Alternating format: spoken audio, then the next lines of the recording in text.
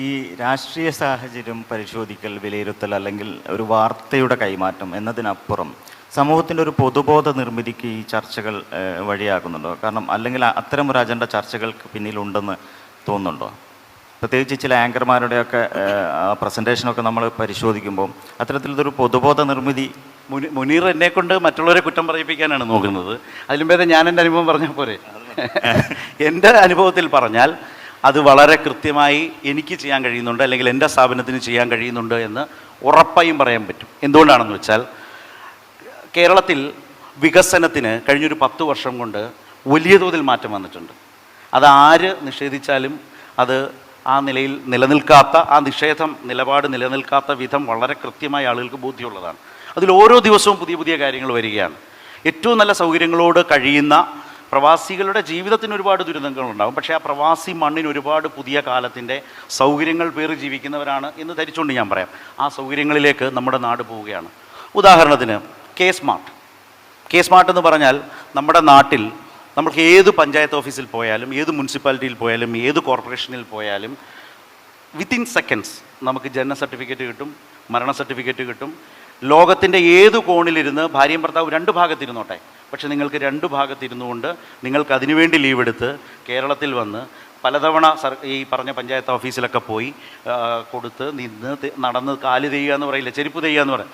ആ സംവിധാനം അവസാനിപ്പിച്ച് ലോകത്തിൻ്റെ ഏത് കോണിലിരുന്നും നമുക്ക് ഡോക്യുമെൻറ്റ്സ് അപ്ലോഡ് ചെയ്താൽ 23ാമത്തെ മിനിറ്റിൽ അരമണിക്കൂറിൽ താഴെ ഈ സർട്ടിഫിക്കറ്റുകൾ ഓൺലൈനായി ലഭിക്കുന്ന വിധത്തിലേക്ക് കേരളം മാറിയിട്ടുണ്ട്.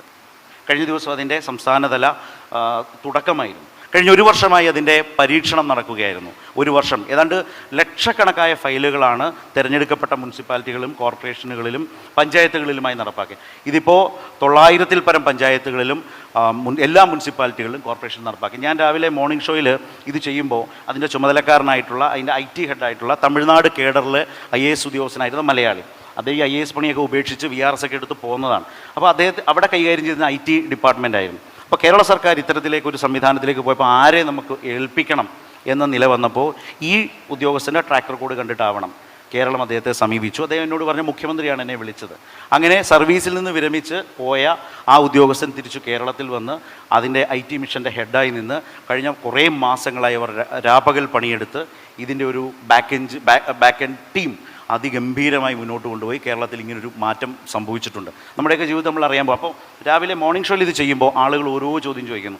ഇപ്പോൾ നിങ്ങളിത് പറയുമ്പോൾ ചോദിക്കുന്നുണ്ടാവും. അപ്പോൾ ആളുകൾ ചോദിച്ചു, പഴക്കമേറിയ ജനന സർട്ടിഫിക്കറ്റ് കിട്ടുമോ? പുള്ളി പറഞ്ഞു, നോ ഡൗട്ട് കിട്ടും. 1948 മുതലുള്ള നമ്മളുടെ ഡോക്യുമെൻറ്റുകൾ ഡിജിറ്റലൈസ് ചെയ്യപ്പെട്ടു പഞ്ചായത്തുകളിൽ, കോർപ്പറേഷനുകളിൽ. അതുകൊണ്ടാണ് സംഭവിക്കുന്നത്.